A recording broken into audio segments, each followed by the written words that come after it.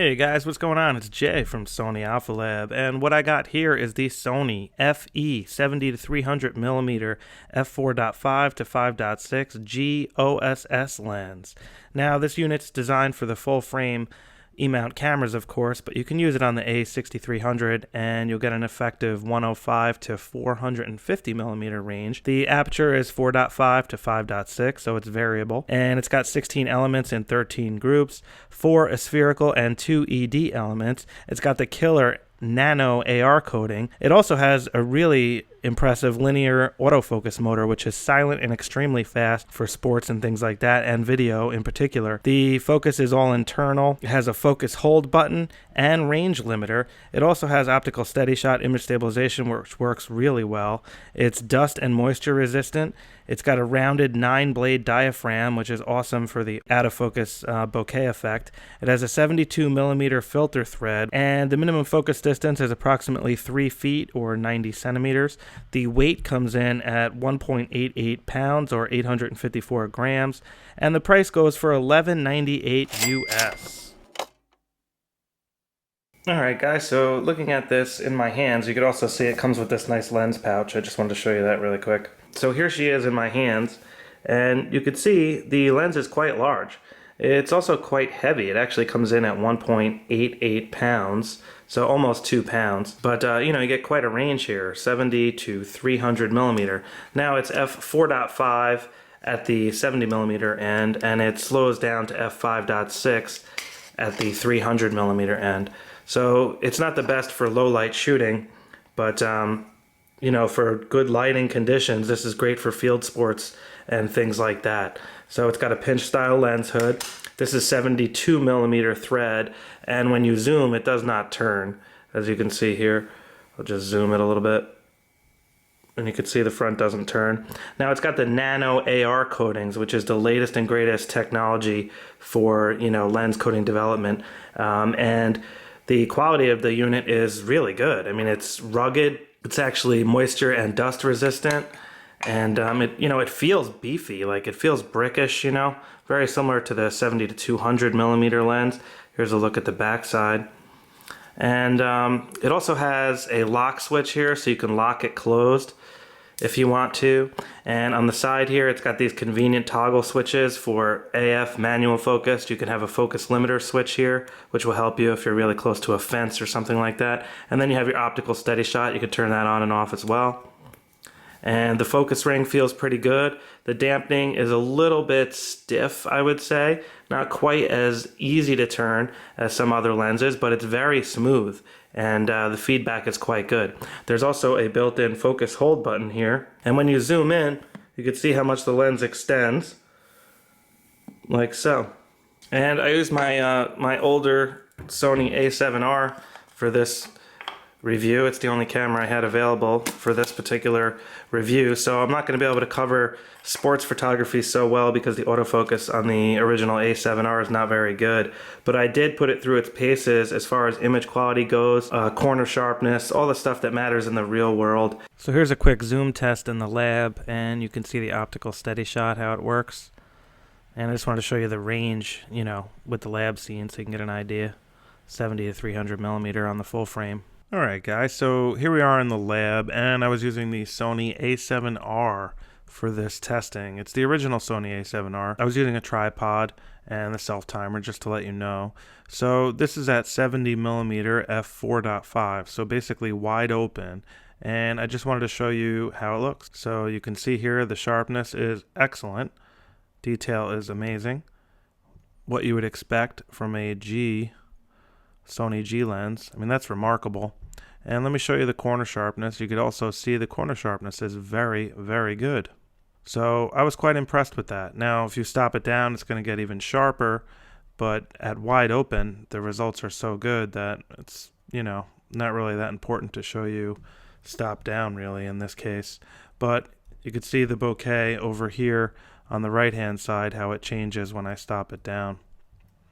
Alright, so zoomed in a bit more, this is 134 millimeter, and this is f8 at 200 millimeter, and I'll just show you what that looks like quick, just so you can get an idea. You can see, it looks quite good. Really impressive detail. And this is at 300 millimeter. Now here I just wanted to show you the bokeh a little more, and you can see wide open how the balls look. They have that nice Zeiss look. And let me just show you the corner sharpness quick here. This is at 300 millimeter, and the corner sharpness, as you can see, is quite good. And that's at f5.6. So at f8, let me just show you what it looks like at f8. And you can see it's quite good there. And the corner also looks pretty good. So it's not razor blade sharp in the corners, but, you know, I mean, for real world photography, it's totally acceptable in my opinion and very good. So I would not worry about corner sharpness at all, to be honest with you. Now I just wanted to show you a depth of field, you know, aperture run here. Now this is the advantage of full frame. If you watch my recent RX100 Mark III review, that's a 1-inch sensor, which is much smaller. So the depth of field does not give you the type of separation that you get with a full frame sensor. So here you can see the background is totally buttered out. It looks awesome. And that's at 300 millimeter f5.6, which is wide open in this case, with a variable aperture. So let me just scroll through here. Here's f8, f11, f16, and f29. All right, guys, so here we are in the real world. And these photos, this first set here is from the Binghamton Zoo Discovery Center.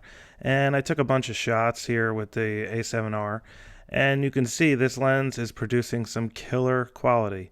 And that's really the only way I can put it. I absolutely love the way this lens renders. It reminds me a lot of a Zeiss lens, to be honest. The bokeh in the background, this is extremely low lighting. I mean, it's f5.6 and ISO 5000, and you can see the results are quite good, in my opinion. Now in this frame, you could see there is a little bit of distortion. I'm shooting raw. These are all raw quality photos, the lab as well. And you can see there is a little bit of distortion here. If I switch to the crop tool and I go to turn it, you can see when the grid comes up. You can see there's a slight, you know, barrel or pincushion distortion there, but it's not bad at all. It's only a little bit, and it's very easy to correct. So just in case you were wondering about that, this was pretty cool. It was, like I said, extremely low light, ISO 2000 plus pretty much for everything. But you gotta love the full frame separation. Now, this is just looking at a book at a slight angle, and you could see the N on the right hand side's out of focus, and you could watch the, you know, depth of field there. Quite good. The background separation is excellent here in my opinion when I'm looking at this cash register. And this was just a snapshot of some lights in the background. I just wanted to show you what they looked like out of focus, wide open. And you can see how they have that slight almond shape, which again reminds me a lot of the way Zeiss does it. This place was awesome, by the way.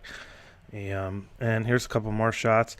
This was just a range low light test, and I wanted to show you how good the optical Steadyshot worked. So at 300 millimeter, the shutter speed was 1/30th of a second. And it was ISO 6400. So I have a pretty steady hand, and you can see the results are pretty darn good if you ask me. I mean, this is totally usable, and this is 36 megapixel, don't forget, ISO 6400. That's quite good. And so that's 300 millimeter, and here's 70 millimeter. So, you know, that's the range there. They had some cool stuff. They had like a little supermarket in here the kids could play with. A lot of fun. I was just taking pictures of everything. This is a cool dollhouse on the top of some wall there. This is a cool old school cash register. And this was just a cow they had outside, painted all psychedelic-like.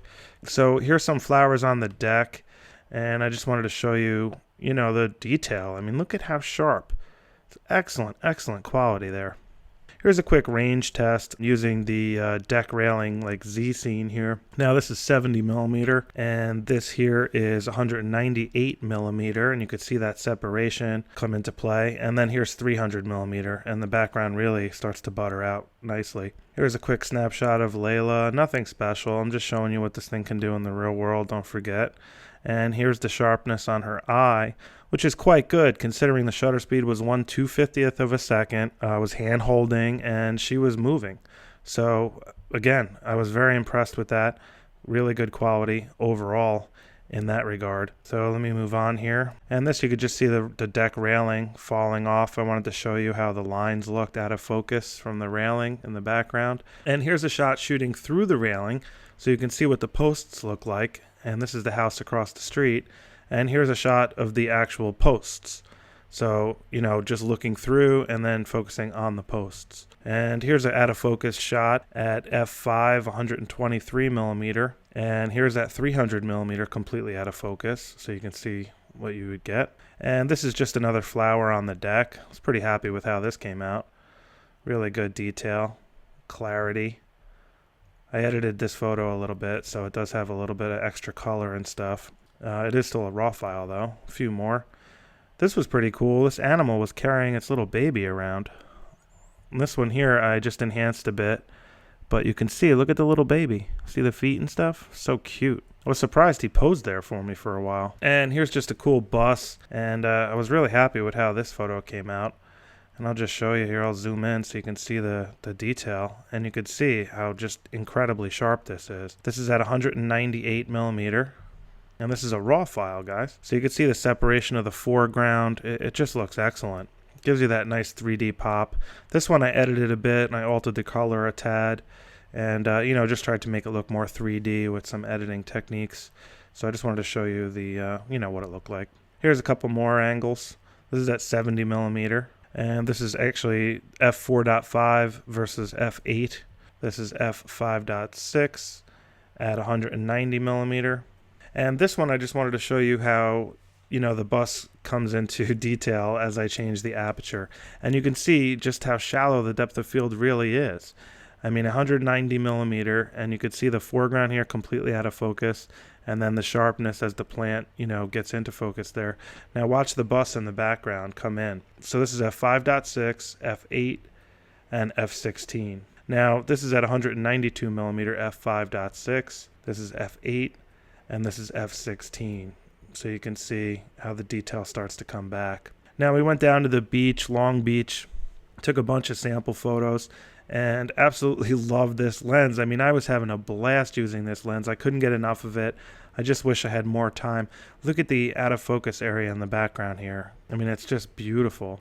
And here's another example. The contrast and clarity of this lens is excellent. The Nano AR coatings really do enhance the contrast, and you could see it. I mean, these are raw files, completely untouched, and the contrast is dynamite. This is just a cool fan. Now this one here, I really liked. I was just shooting through a bunch of stuff, so there's out of focus all over the place, and I focused on the flag here. Now just look at that background. I mean, the out of focus is killer. It definitely reminds me of Zeiss. I know I keep saying that over and over, but the quality is that good. Now here's a cool bicycle just parked. You could see here the depth of field on the tire. Looks really good. And then the background, just butter. Just butter. And just a couple cool, you know, artsy things. Here's looking down the road, and you can see the detail is pretty good. This is 300 millimeter.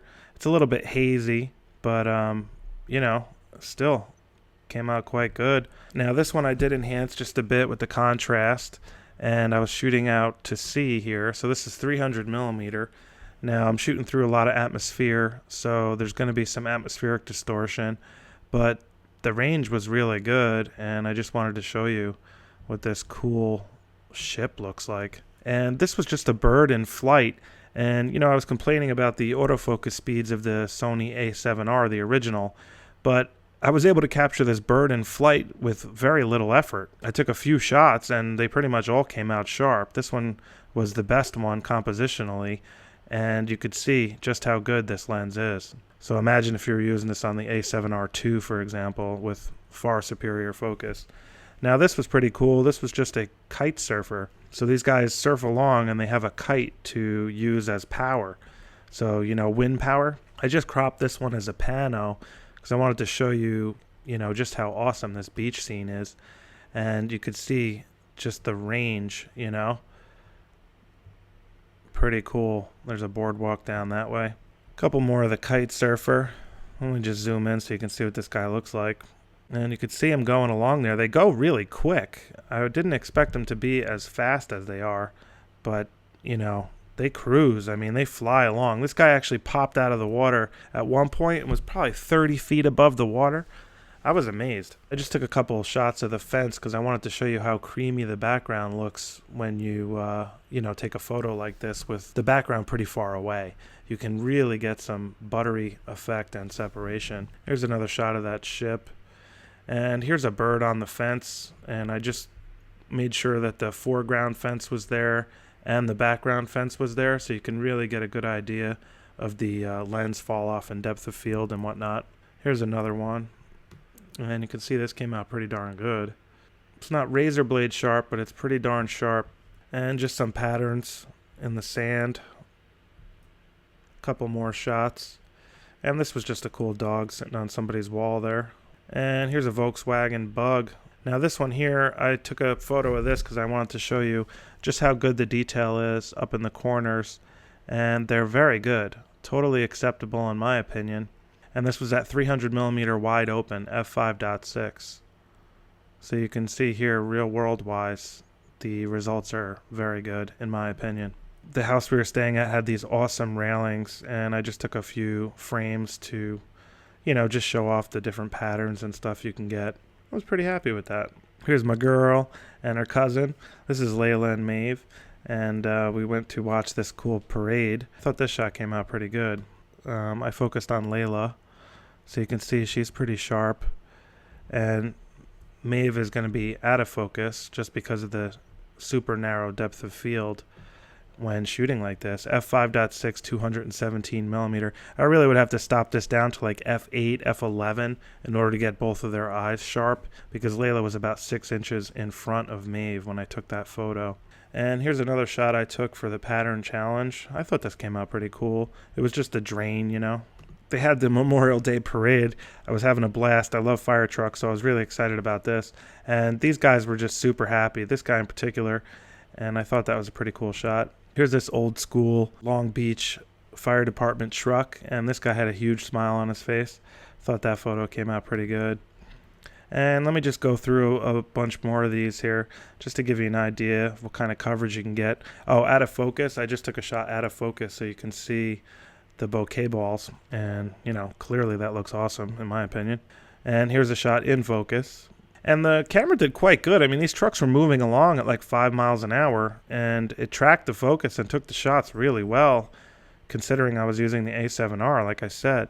So imagine if you're using something with the latest focus technology, like the A6300 for example, or the A7R II. And again, the color and contrast is excellent. Look at the pop these images have.